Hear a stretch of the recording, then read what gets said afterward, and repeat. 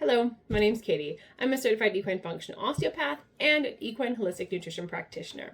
I talk everything crunchy and holistic horse care.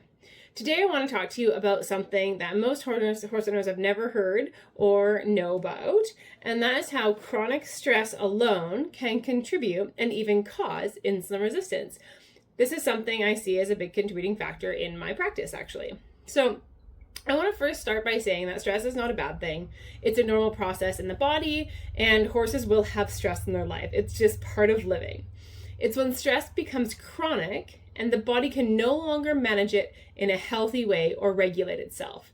The systems built to manage stress in the body, they become dysfunctional.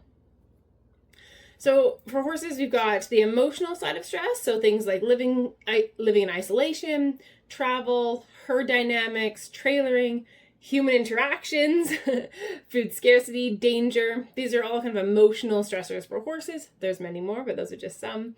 And then there's the physical side. For example, we've got hoof pain, ulcers, saddle fit issues. They all activate the same internal response in horses. And I want to kind of break this down as simple as possible. So when stress comes into the body, how it responds is it raises cortisol.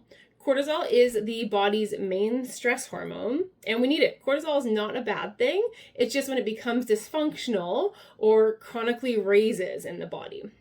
Cortisol actually raises blood glucose, so it tells the body to release sugar into the bloodstream for quick survival energy. So that's kind of where we get fight or flight. Then what high blood glucose does is it forces insulin to rise. So when we have the high blood sugar, insulin then rises to combat that because insulin has to clean up the extra sugar in the body. It's kind of like the key. It allows the blood sugar to get to the cells where it needs to get to then allow the horses to move quickly out of that dangerous or stressful situation or react. So then what happens is when we get into a chronic situation, we have chronic stress leads to elevated cortisol, which then leads to chronically high insulin. And over time, the cells stop responding properly to insulin. And that becomes insulin resistance, created by stress alone.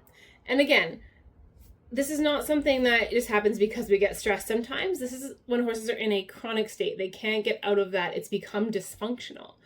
So again, what stress does, it increases cortisol, which then in turn increases blood glucose, which shoots up insulin to manage that. And then that cycle, when it becomes chronic or chronically elevated, causes inflammation in the body, which then creates more stress on the body. And we can often get into these loops.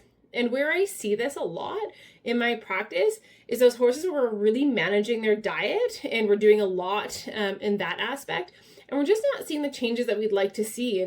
And honestly, there's usually an environmental or stress load for this horse that is affecting its progress. So that's something when I'm working with horses and their humans, I always talk about environment. I want to know all of the things that are affecting this horse because sometimes this is the missing and key link for some horses.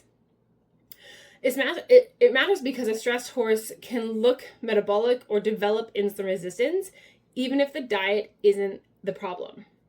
And once insulin is high, it creates inflammation and pain in the body, which then creates more stress, which keeps the cycle going. So then imagine that. So if that's our baseline, we have a horse that's going through this, high stress, high cortisol, glucose, insulin, inflammation, and stress.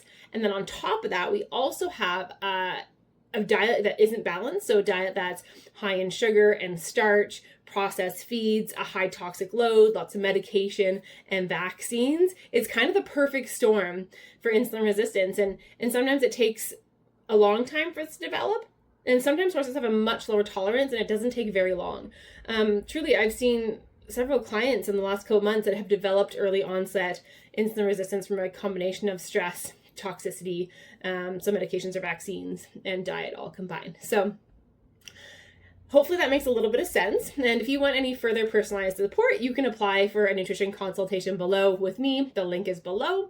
I also have a free equine vaccine and detox guide. If you head to my website, you can download that.